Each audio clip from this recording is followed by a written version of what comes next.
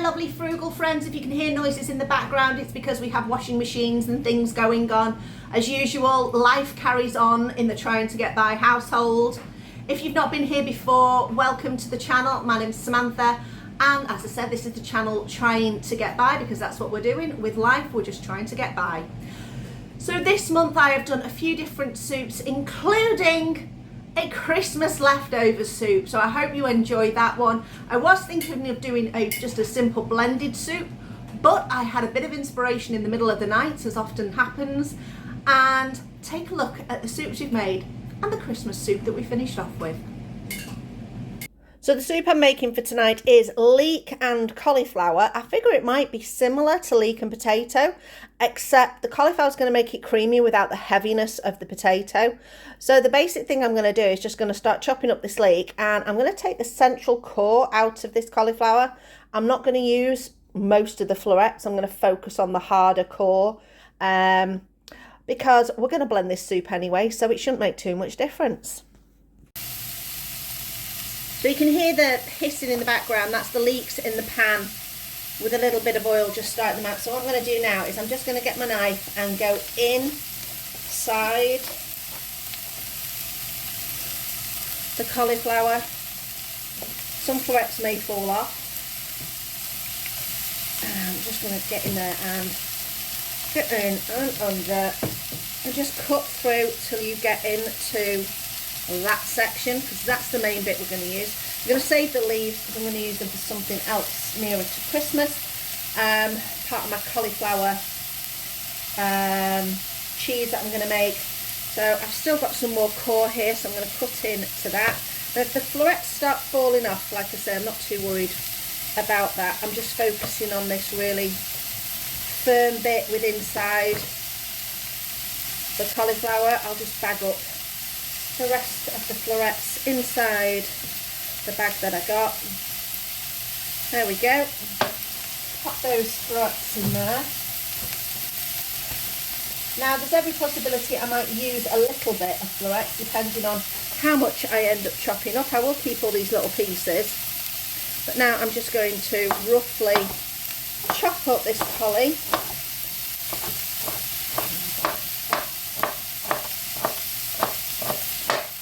Go,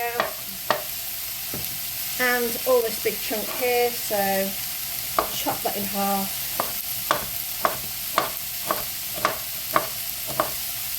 There we go.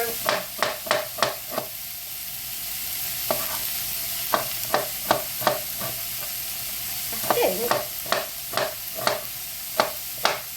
I should have enough there to keep us going. That should be enough. I'm not going to pop that in yet because I'm not going to saute this down. This is going to go in once I've put the stock in with the leeks. So the leeks, which are there, are just going to cook down for a little bit longer. Give them a mix every now and again, just so that you don't end up with any burnt bits on the bottom. These will cook down quite a bit. I'm going to add in some garlic powder for flavour. Oh, I've now run out of garlic powder. I know I've got some in the cupboard. I'm pretty sure I've got some in the cupboard. Let's have a look. Garlic powder, yes. Still got some left over from when I went to Unicorn. Just need to decant it into the container, so I'll just put a little... I think I've got a hole. I've got a hole. I'm going to sprinkle it in from the hole. The bottom of there. Before decanting it into my container in a little minute. Don't know how that happened, but I have now made a mess everywhere. Okay, tidy that up shortly. Give that a little mix. There we go.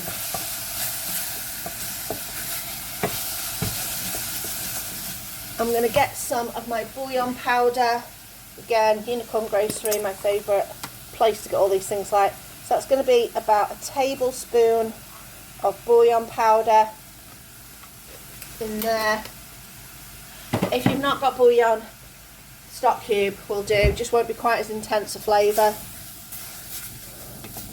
You could always double up your stock cubes and put in 2. So this has softened quite a bit already.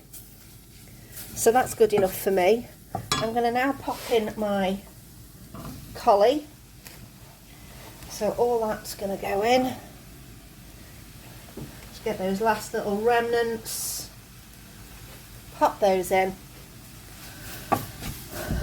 Okay, thing to do now is pour in some water from the kettle. This has gone off the boil slightly, but it'll be fine. It'll soon heat up in the heat of the pan. I'm going to put in enough to cover all our ingredients. There we go.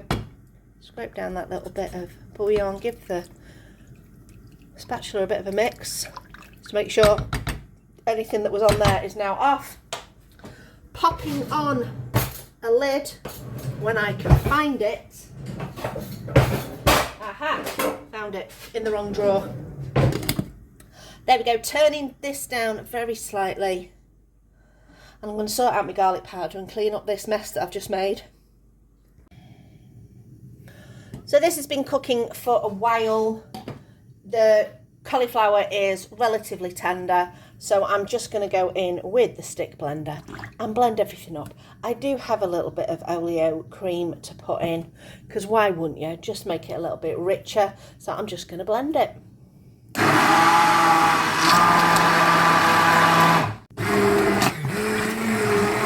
There we go, nearly done.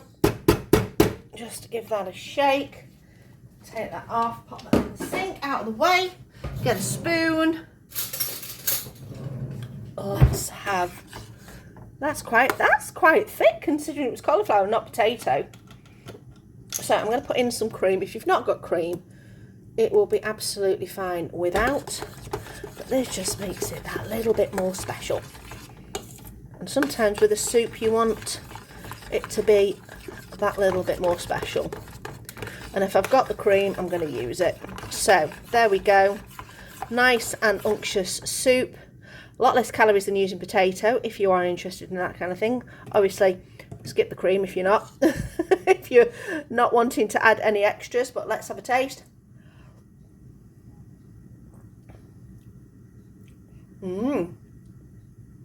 That is lovely and light. I'm double dipping, but remember it's only me and Chris, so it doesn't matter.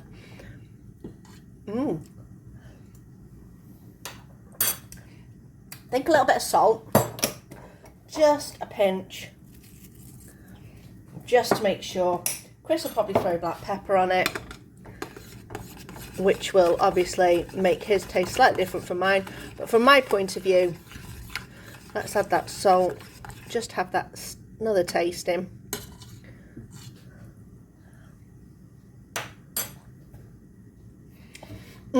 Delicious. I'm going to make that again.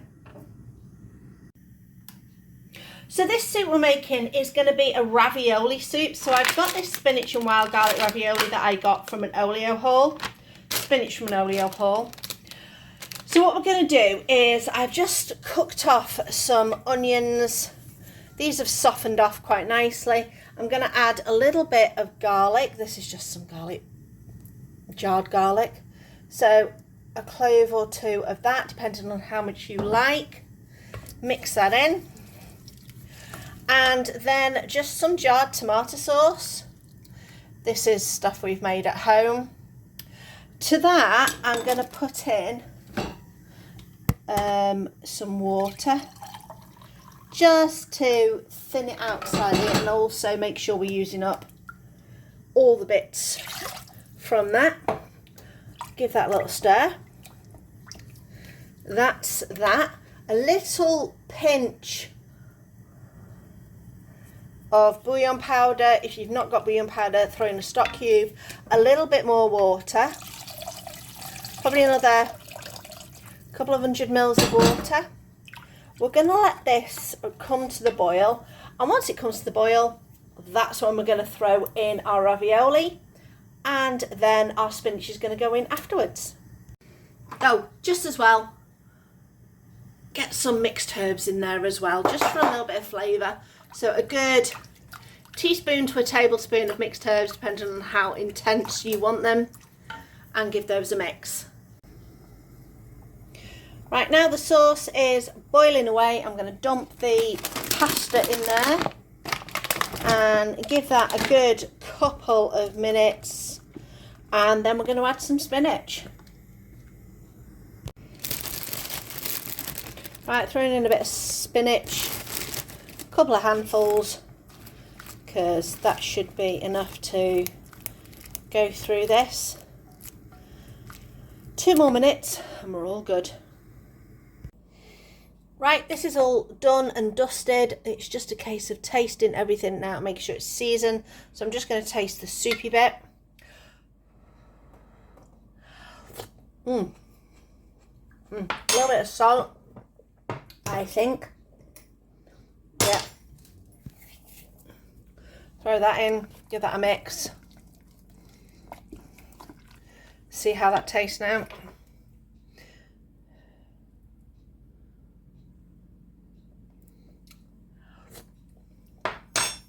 Yeah, that's definitely much better. So let's taste the pasta with a little bit of spinach.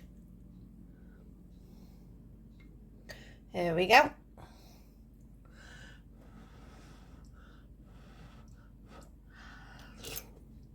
Oh, hot.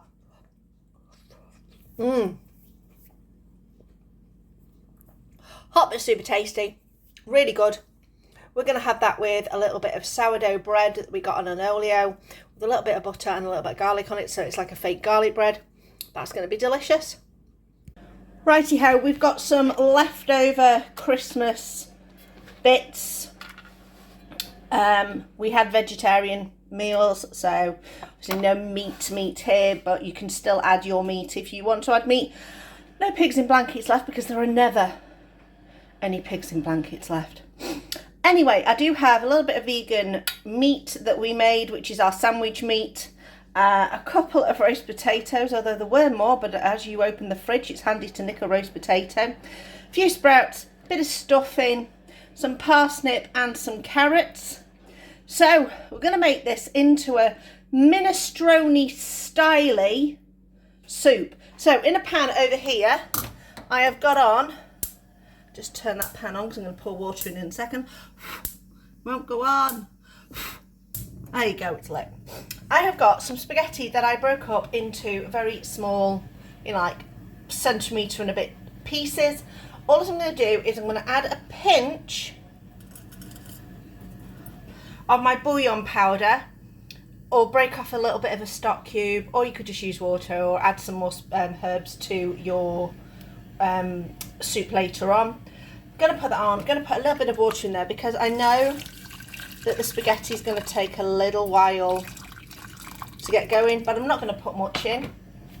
Just going to give that a swish round, ready to get that going, because I want the spaghetti sort of on its way before I add any other ingredients, because the other ingredients are not going to take long at all to cook, because we are going to chop them into little small pieces like you would for a minestrone soup.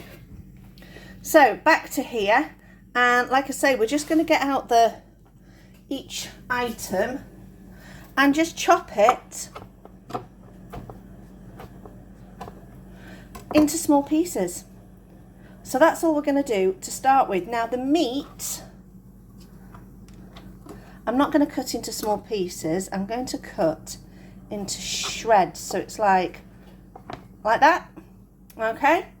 The sprouts, which are nicely squidgy. I can't do this one-handed, but I'll show you those in a minute, but they're going to be shredded up. The sage and onion stuffing I'm going to use like a topping, so I'm going to just put that onto a piece of foil. So we'll have a look at where we're up to in a second. Okay, you can see now how I've done everything. So just chunky dice on the carrots and the parsnip, shreds on the meat, sort of slices of the sprouts, chunky pieces of the potato, and I've put this on to the foil, so the sage and onion stuffing is going to go very carefully. Just pop this down into the air fryer, just because I want to crisp it up, because sometimes you have croutons as part of a minestrone style. So I am going to just broil these So that's a direct heat. I'm not preheating, I'm not doing a turn. I'll turn the time down, although I'll keep an eye on it. Oh right, can you not change the temperature? You can't change the temperature on a broil. Oh okay. Let's start and see how it does. Right. I've not used the broil bit on the air fryer before, but we'll see how it goes. Hopefully it won't blow it everywhere. Right, spaghetti is on its way to being pretty much cooked, so we're going to throw in all our other veg. There we go. And our little shreds of meat. Give this a stir, see if we need any extra liquid. I think a little bit of extra liquid on there will be good. Where did I put the kettle? Have we got any more left in the kettle? No. Right, a little bit more water. Won't be a second. Got a little bit more water. That should just be enough. We don't want it too runny. We want it just enough so that it's a nice chunky soup. So we're going to give this chance to heat up. We're going to keep an eye on the air fryer and then we will serve up. Air fryer's finished. This has gone nicely crispy. What I did was I just tucked the foil underneath this little grill part so it didn't fly around everywhere. We did lose a couple of little pieces, but not to worry about. That's gone a nice little bit crispy. That took about 4 minutes to do that. And over here the soup is now nice and warm. Let's do a quick taste. I don't think it's going to need much seasoning because I had seasoning on all my vegetables, and also my meat that I used was seasoned as well with quite a few herbs in it. So I'm just going to have a taste of the brothy part of it. Yeah, that's really flavourful. If you've really seasoned your veg, don't mind me double dipping, it's mostly for me this. If you've really seasoned your vegetables for your Christmas dinner, you will not need seasoning in here. And plus, my stock that we started off with is really good. Let's check that our little bits of spaghetti are cooked. Lovely. So we're going to serve this up in a bowl. There we go. And sprinkle our little sage and onion croutons style on top. It's steaming. I'm going to burn my mouth, but let's go for a good mouthful of all sorts of bits of this. Give me a second because there's going to be lots of blowing involved. Ooh.